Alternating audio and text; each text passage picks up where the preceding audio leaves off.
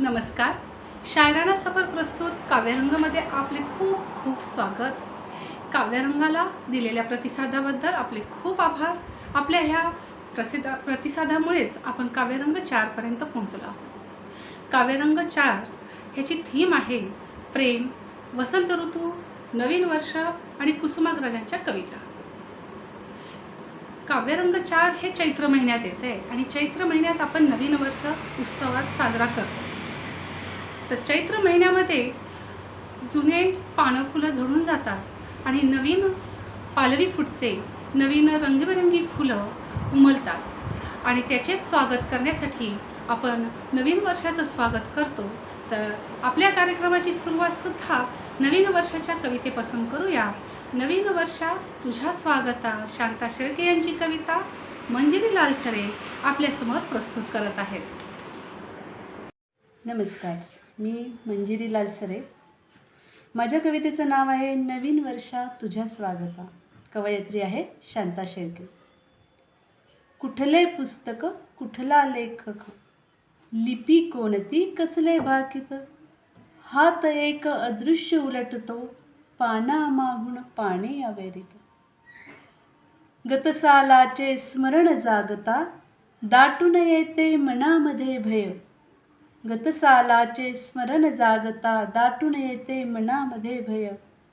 पान हे नवे यात तरी का, असेल काही प्रसन्न आशय. पान हे नवे यात तरी का, असेल काही प्रसन्न आशय. अखंड गरजे समोर सागर, अखंड गरजे समोर सागर, कणाकणाने खचते वाळू. आयुष्याचा सागर आणि कणाकणा क्षण. अखंड गरजे समोर सागर, कणाकणाने खचते वाळू. तरी लाटही नवीन उठता, सजे किनारा तिच गुरवाळू. तरी लाटही नवीन उठता, सजे किनारा तिज कुरवाळू.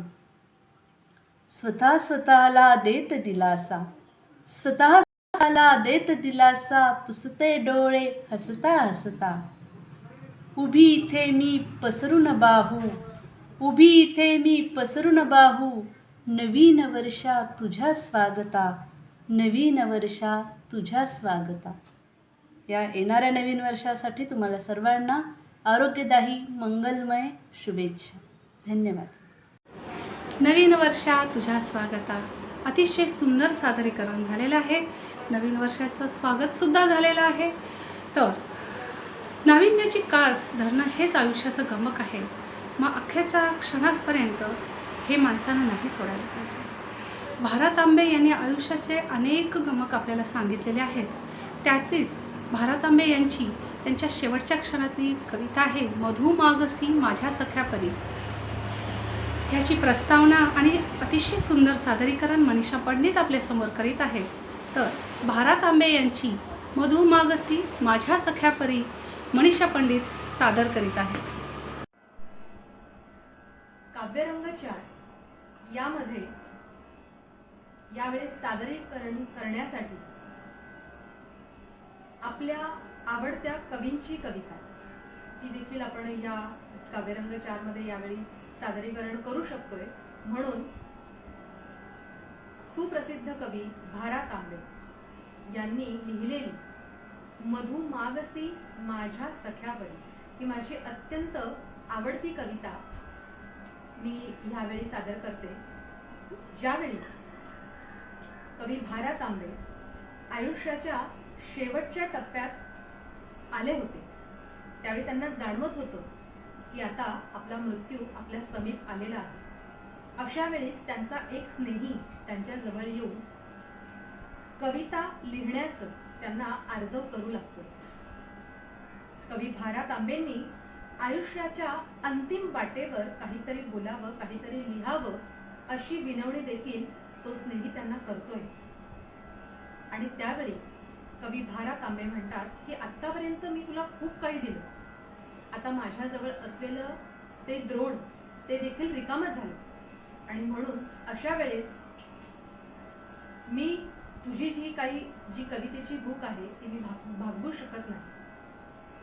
म्हणून एक प्रकारे माफी मागणारं किंवा आता त्या स्नेहीलाच त्याचं सांत्वन करणारं जे गीत आहे, जी कविता आहे कवी भारा तांबेंची, अत्यंत सुंदर शब्दात त्यांनी आपल्यापर्यंत पोहोचवलेली आहे, ती मी आपल्यासमोर सादर करते. मधुमागसी माझ्या सख्या परी, मधुघट चिरिकामी पडती घरी. मधुमागसी माझ्या सख्या परी, मधुघट चिरिकामी पडती घरी. मधुमागसी माझ्या सख्या परी.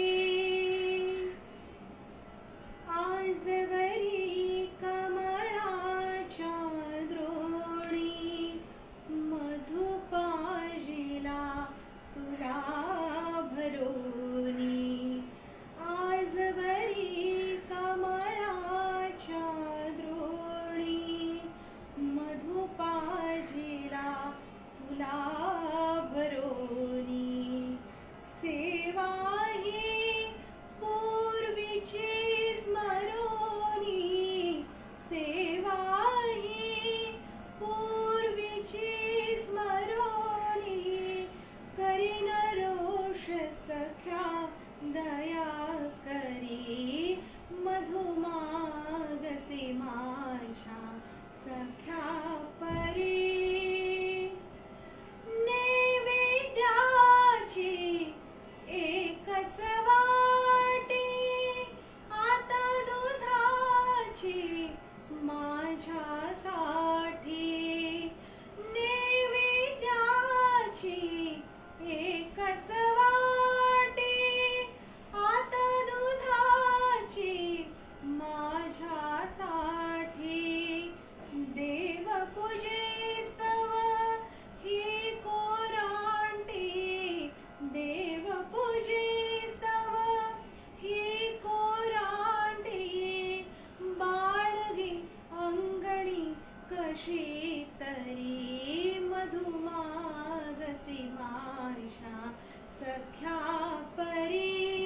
मधुघट चिरिकामी पडती घरी.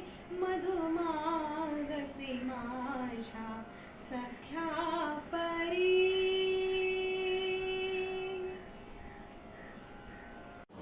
आयुष्यात कितीही अडचणी येऊ, आयुष्य उद्ध्वस्त हो, पण थांबायचं नाही. थांबलं की संपलं. मनुष्यानं समोर चालत राहावं आणि धैर्यानं संकटांना तोंड द्यावं. अशीच ही कविता आहे कुसुमाग्रज यांची कणा. बस आपल्या सख्या सोबतींनी लढ म्हणावं, पाठीवर हात ठेवून, आणि आपण पुढे चालत जावं. अशी प्रेरणादायी कुसुमाग्रजांची कविता आपल्यासमोर सादर करीत आहेत पूनम बोराटे. कणा. नमस्कार, मी पूनम बोराटे. मी आज आपल्यासमोर कुसुमाग्रजांची कणा ही कविता सादर करत आहे. ओळखलत का सर मला पावसात आला कोणी, ओळखलत का सर मला पावसात आला कोणी. कपडे होते करदमलेले, केसावरती पाणी. क्षणभर बसला नंतर हसला, बोलला वरती पाहून. गंगामाई पाहुणी आली, गेली घरट्यात राहून. माहेरवाशीण पोरीसारखी चार भिंतीत नाचली, माहेरवाशीण पोरीसारखी चार भिंतीत नाचली. मोकळ्या हाती जाईल कशी, बायको मात्र वाचली. भिंत खचली, चूल विजली, होते नव्हते नेले. प्रसाद म्हणून पापण्यांमध्ये पाणी थोडे ठेवले. कारभारणीला घेऊन संगेसर आता लढतो आहे. पडकी भिंत बांधतो आहे, चिखलगाळ काढतो आहे. खिशाकडे हात जाताच हसत हसत उठला, खिशाकडे हात जाताच हसत हसत उठला. पैसा नको सर, जरा एकटेपणा वाटला. मोडून पडला संसार तरी मोडला नाही कणा. पाठीवरती हात ठेवून फक्त लढ म्हणा. थँक्यू. चैत्र महिना म्हणजे वसंत, आणि हा वसंत ऋतूंचा राजा आहे. ह्या वसंत ऋतूमध्ये झाडांना नवीन नवीन पालवी आणि रंगीबेरंगी फुलं येतात. ह्या वसंत ऋतूचे अतिशय सुंदर वर्णन समीक्षा जामखेडकर यांच्या स्वलिखित कवितेतून आपण ऐकणार आहोत. तर वसंत ऋतुराज स्वलिखित कविता समीक्षा जामखेडकर आपल्यासमोर सादर करीत आहेत. नमस्कार, मी सौ समीक्षा जामखेडकर. सर्व ऋतूंचा राजा म्हणजे वसंत ऋतुराज. सध्या सुरू असलेल्या या वसंत उत्साहात निसर्गाचे सौंदर्य जास्तच खुललेले आहे. ते मी या कवितेत सादर करायचा प्रयत्न करते. माझ्या कवितेचं नाव आला वसंत ऋतुराज. आला वसंत आला नवी नवलाई घेऊन, आला वसंत आला नवी नवलाई घेऊन, दिसे निसर्ग हिरवा चहूबाजून. ईश्वराने दिला जणू निसर्गाला अमृताचा घोट, ईश्वराने दिला जणू निसर्गाला अमृताचा घोट. पानं फुलं बहरली पक्ष्यांचा किलबिलाट, पानं फुलं बहरली पक्ष्यांचा किलबिलाट. आंब्याची पाने जशी छाया देणारी माय माऊली, आंब्याची पाने जशी छाया देणारी माय माऊली. तिच्या कुशीत निजली बालिश सुंदर परी जशी कैरी, तिच्या कुशीत निजली बालिश सुंदर परी जशी कैरी. बघे हळूच डोकावून निसर्गाचे रूप हे साजरे, बघे हळूच डोकावून निसर्गाचे रूप हे साजरे. दृष्ट लागू नये तिला तिचे स्वरूप गोजरे, दृष्ट लागू नये तिला तिचे स्वरूप गोजरे. दिसे सुंदर गुलाब त्याला त्याच्या काट्याचा हेवा, दिसे सुंदर गुलाब त्याला त्याच्या काट्याचा हेवा. प्रेमाचे प्रतीक म्हणून त्याला मिळाला त्याचा मेवा, प्रेमाचे प्रतीक म्हणून त्याला मिळाला त्याचा मेवा. हिरव्या आकाशात वाटे मोगऱ्याचे चांदणे, हिरव्या आकाशात वाटे मोगऱ्याचे चांदणे. घेता ओंजळ भर हातात सुगंध चहूकडे पसरे, घेता ओंजळ भर हातात सुगंध चहूकडे पसरे. अंगणी गुलमोहर झाड फुलांनी बहरले, अंगणी गुलमोहर झाड फुलांनी बहरले. अशी निसर्गाची किमया स्वप्न वसंतात साकारले. वाळलेल्या पानांच्या पाय घड्या टाकून, वाळलेल्या पानांच्या पाय घड्या टाकून करे स्वागत वसंत ऋतूचे. झाड बहरले पुन्हा नाजूक कोवळ्या पालवीने, झाड देई शिकवण मानसा नाही कधी हरायचे, झाड देई शिकवण मानसा नाही कधी हरायचे. ऊन वारे पाऊस सगळे हिमतीने झेलायचे, ऊन वारे पाऊस सगळे हिमतीने झेलायचे.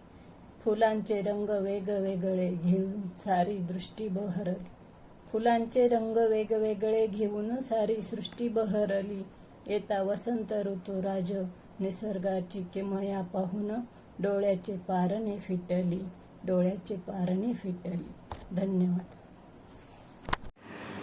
नव्याने बहरलेल्या झाडाखाली एक सुंदर तरुणी आपले केस वाळवत बसलेली आहे आणि एक भ्रमर तिच्या सोबत येतो. अचानक आलेल्या भ्रमराला ती तरुणी घाबरती आणि तो भ्रमर म्हणतो, घाबरू नकोस, मी तर तुझ्याशी मैत्री करायला आलो. हे सुंदर त्यांचा संवाद भ्रमर आणि त्या तरुणीचा, आणि त्या भ्रमराने त्या तरुणीला फुलराणी म्हटलं, ते कसं, ह्याचं सुंदर वर्णन शब्दात पेरलेलं आहे रंजना देशमुख यांनी त्यांच्या स्वलिखित फुलराणी या कवितेत. तर सादर आहे फुलराणी स्वलिखित रंजना देशमुख यांची कविता. नमस्कार रसिक मंडळी, मी रंजना देशमुख. नेहमीप्रमाणेच काव्यरंग 4मध्ये मी माझी स्वरचित कविता सादर करणार आहे. माझ्या कवितेचे नाव फुलराणी. या फुलराणी कवितेत भ्रमर आणि मुलगी यांच्यातील मैत्रीचा सुसंवाद आहे. थोडक्यात भ्रमराने आपल्या सखीवर रंगगंधाची, फुलांच्या रंगगंधाची आरास रचली आहे. बघूया कशी ती. सुकवीत होते ओले केसमी कोवळ्या उन्हात, सुकवीत होते ओले केसमी कोवळ्या उन्हात. दुरून पाहिले त्या भ्रमराने जवळ याला गुंजन करीत, दुरून पाहिले त्या भ्रमराने जवळ याला गुंजन करीत. मणी माझ्या घाबरले मी भीती दंश देण्याची, मणी माझ्या घाबरले मी भीती दंश देण्याची.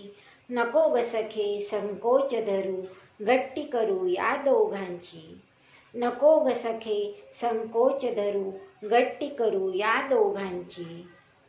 करुणी गट्टी मागणी केली मी साऱ्या फुलांची.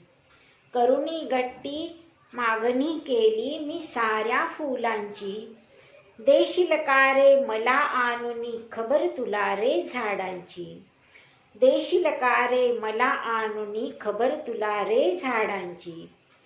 तिथेच फिरुनी भोवती माझ्या भुंगा तेथुनी जाईना. तिथेच फिरुनी भोवती माझ्या भुंगा तेथुनी जाईना. सारी फुले तुझ्याच जवळी मला येथून जावेना. सारी फुले तुझ्याच जवळी मला येथून जावेना.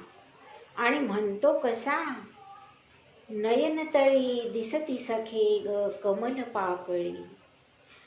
नयनतळी दिसती सखे ग कमल पाकळी. नासिका कशी दिसते जणू चाफेकळी. गुलाबी गुलाब फुलला तुझ्या गालावरी. डाळिंबाचे फूल तुझ्या खुलते ओठावरी.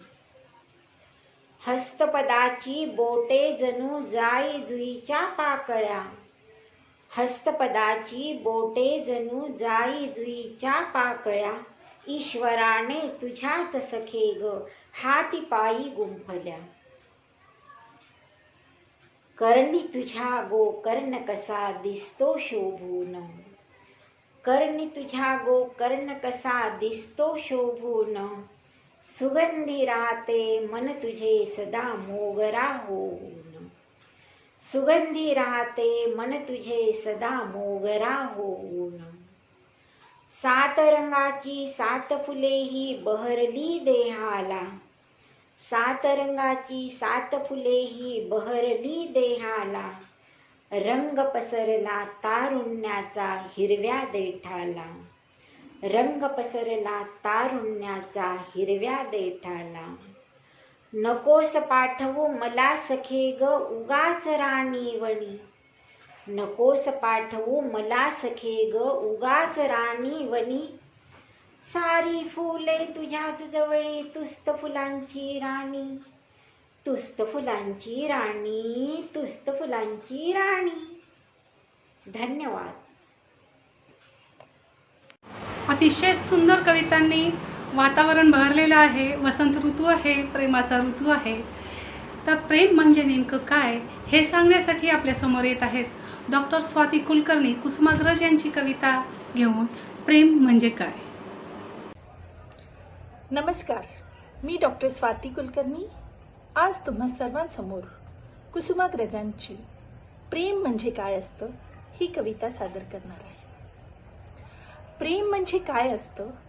चातकाला पावसाशी असतं, टापोऱ्या दवबिंदूला गवताच्या पात्याशी असतं. प्रेम म्हणजे काय असतं. जे चंद्राला चांदण्याशी असतं, इंद्रधनुष्याला क्षितिजाशी असतं, सळसळणाऱ्या वाऱ्याला गरजणाऱ्या ढगांशी असतं. प्रेम म्हणजे काय असतं. जे फुलपाखराला फुलाशी असतं, काजव्याला घनदाट अंधाराशी असतं, गुणगुणणाऱ्या पतंगाला मिनमिनत्या दिव्याशी असतं. प्रेम म्हणजे काय असतं. जसं सुखाला दुःखाशी असतं, हसण्याला रडण्याशी असतं, रात्रीच्या अंधाराला सकाळच्या उजेडाशी असतं. प्रेम म्हणजे काय असतं.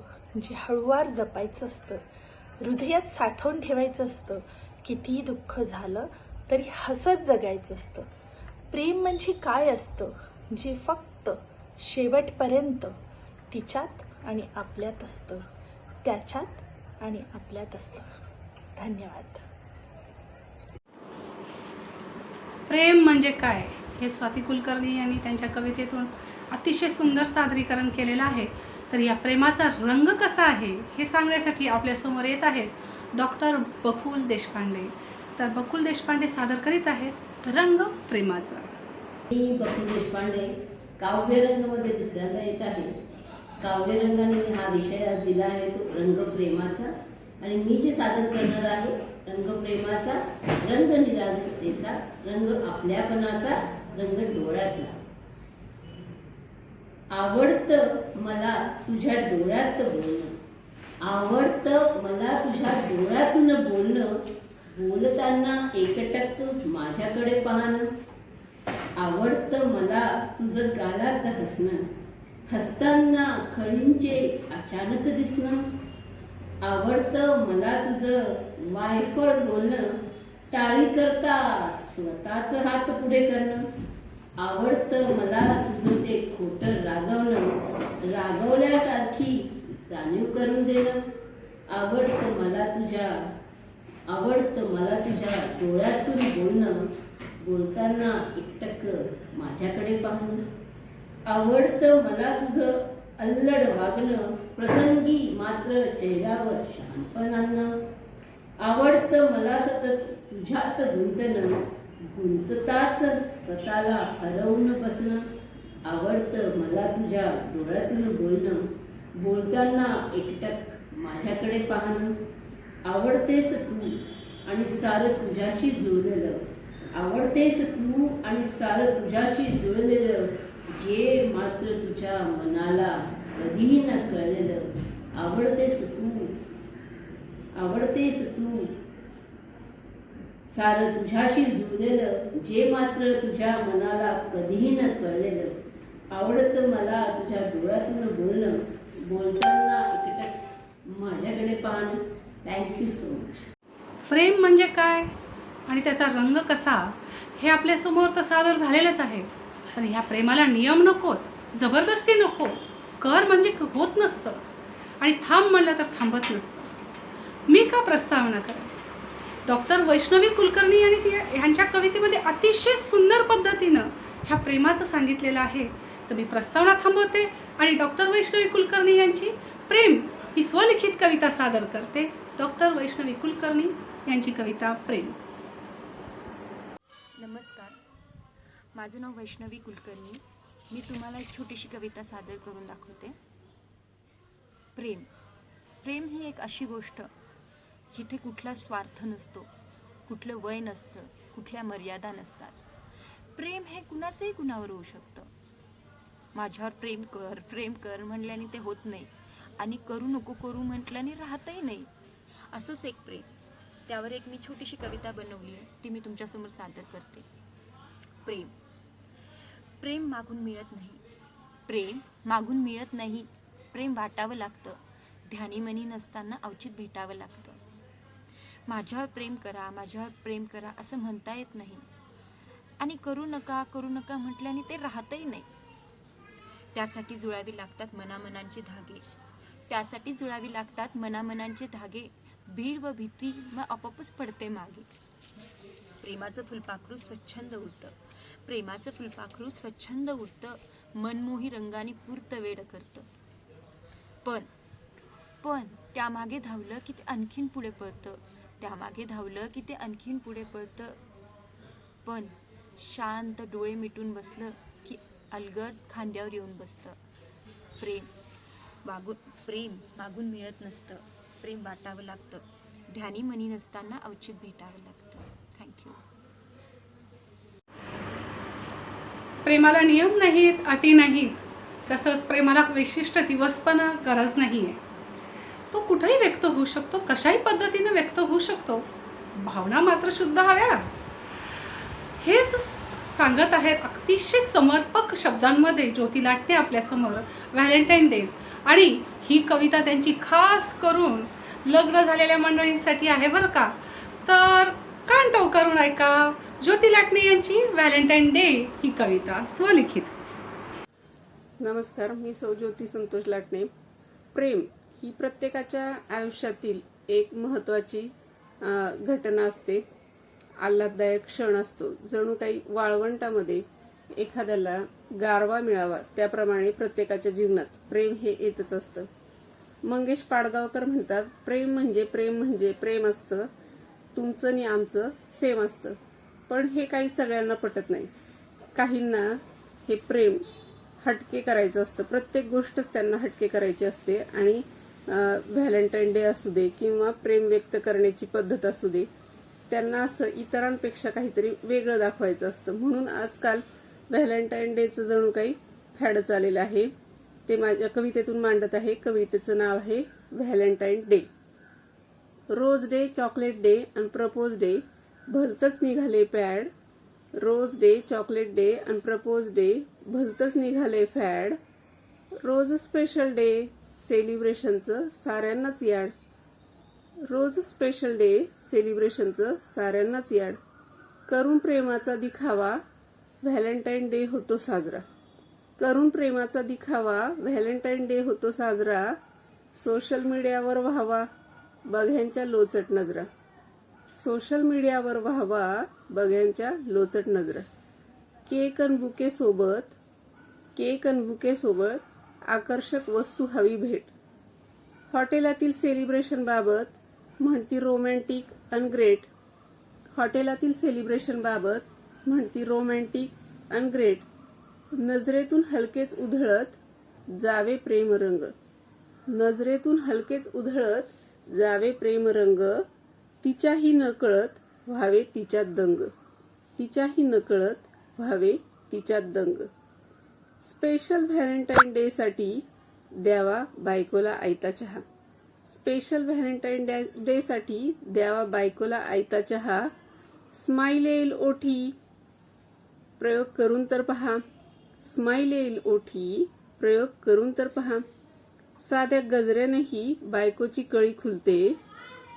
साध्या गजऱ्यानेही बायकोची कळी खुलते. गजऱ्यातल्या फुलांपेक्षाही रूप तिचे फुलते. गजऱ्यातल्या फुलांपेक्षाही रूप तिचे फुलते. प्रेम व्यक्त करायला हवाय कशाला व्हॅलेंटाईनचा सण. प्रेम व्यक्त करायला हवाय कशाला व्हॅलेंटाईनचा सण. शिकू आनंदाने सजवायला येणारा प्रत्येक क्षण. शिकू आनंदाने सजवायला येणारा प्रत्येक क्षण. धन्यवाद.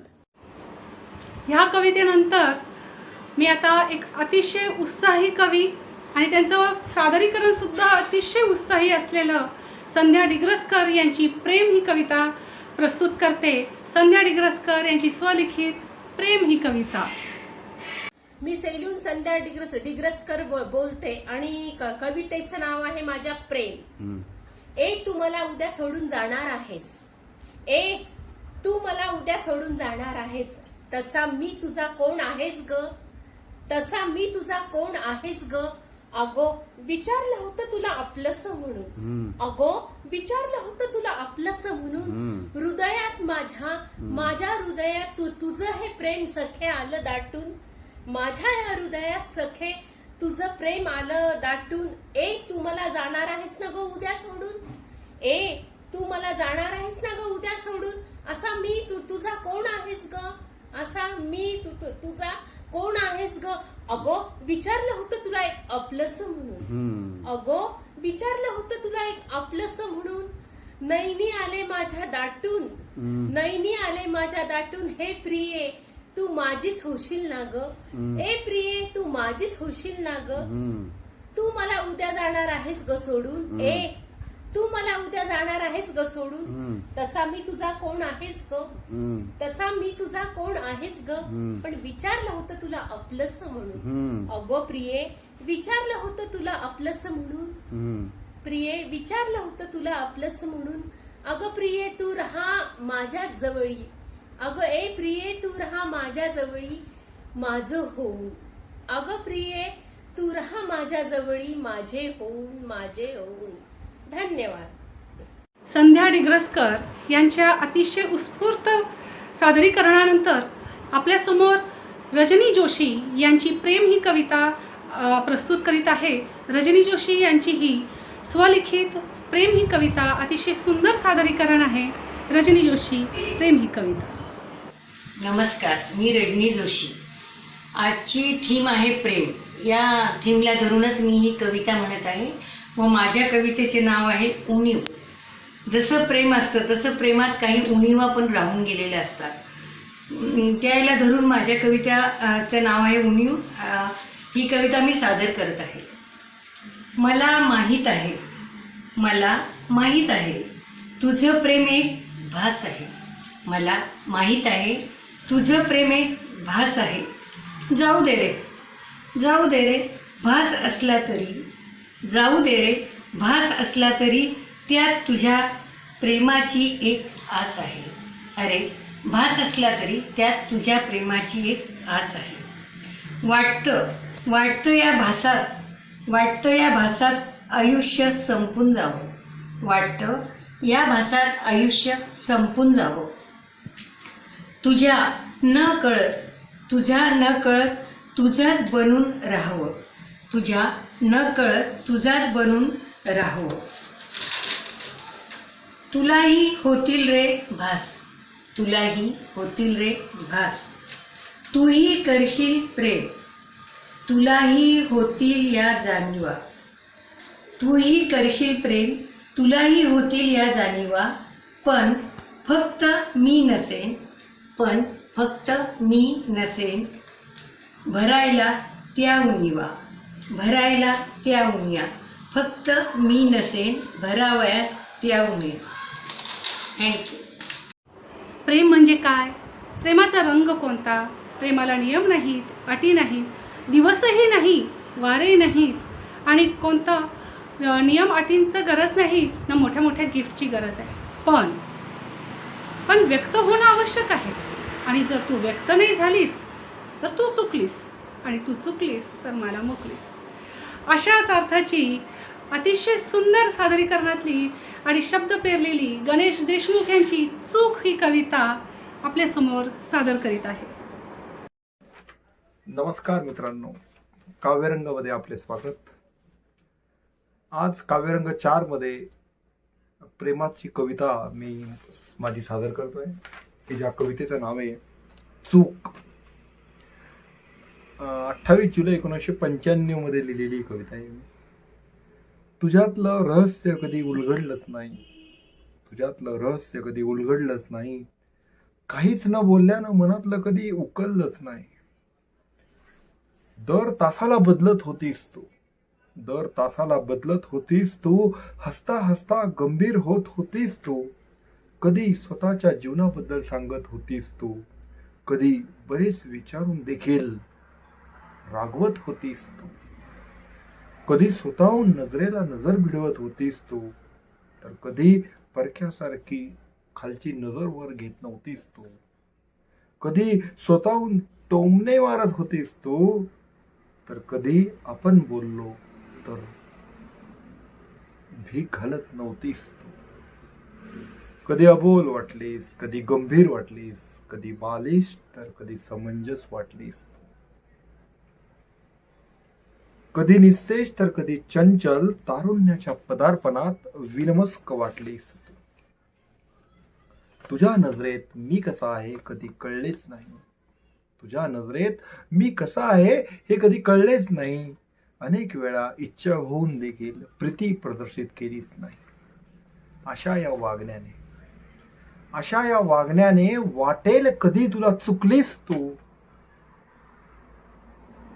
स्पष्टपणे मी सांगतो, चुकण्यापेक्षा कायमची मला मुकलीस तू.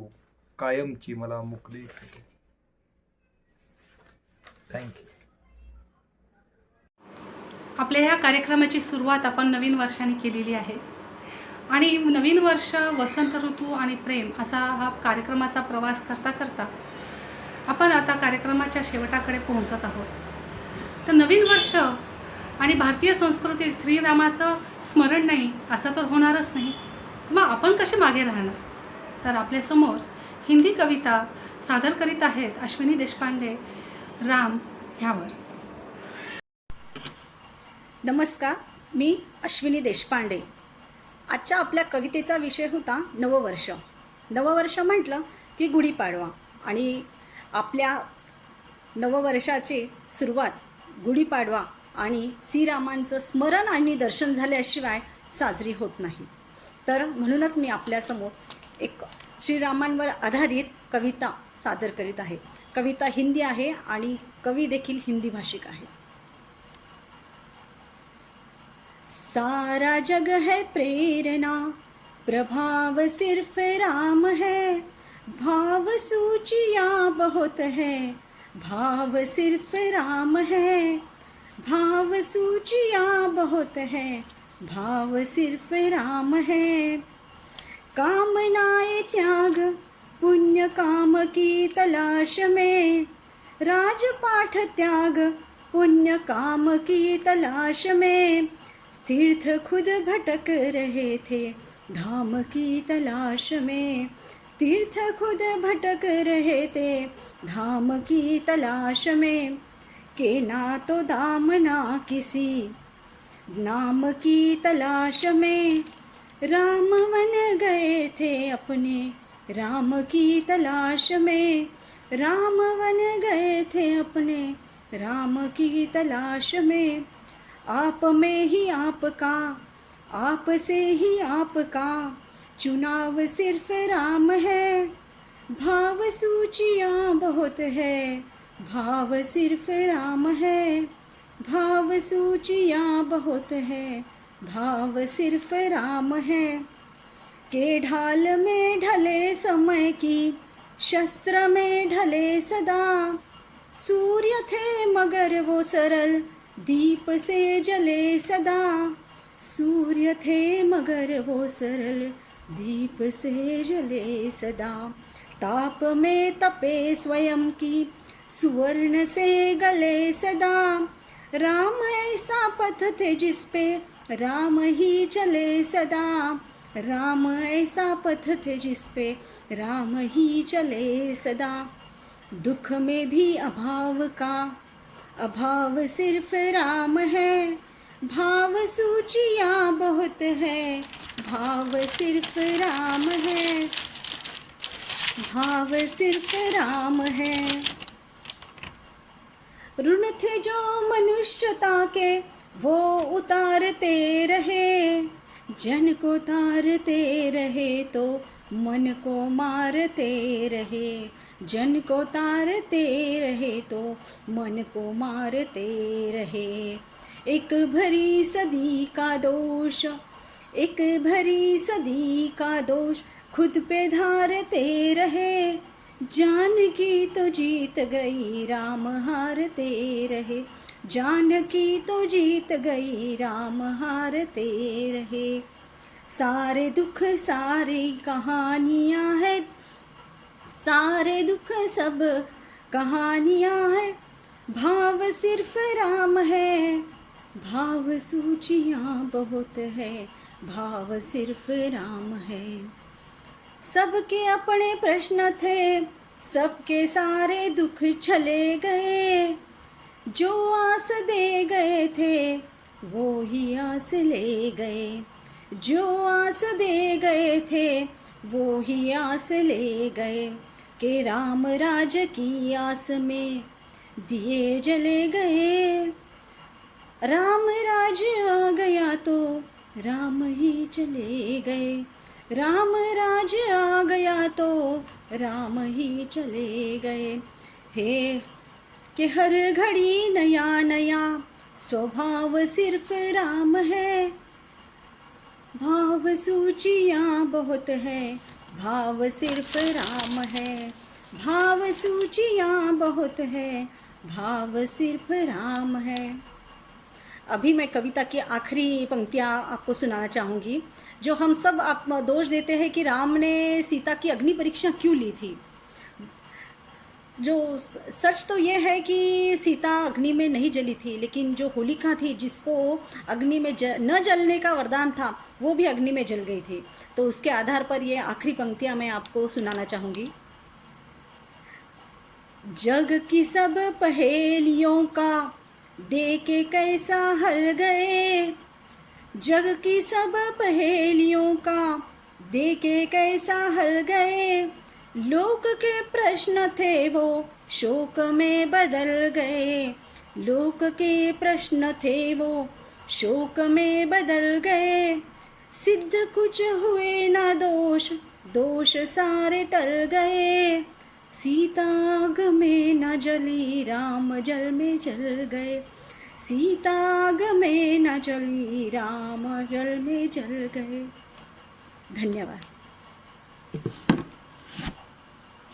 काव्यरंग 4 हा अप्रतिम पद्धतीने पार पडला। या यूट्यूब चॅनलला लाईक आणि सबस्क्राईब करा, खूप लोकांशी शेअर करा, जेणेकरून अनेक लोक आपल्याशी जुळतील आणि हा आपला यूट्यूब प्लॅटफॉर्म खूप मोठा बनेल। धन्यवाद।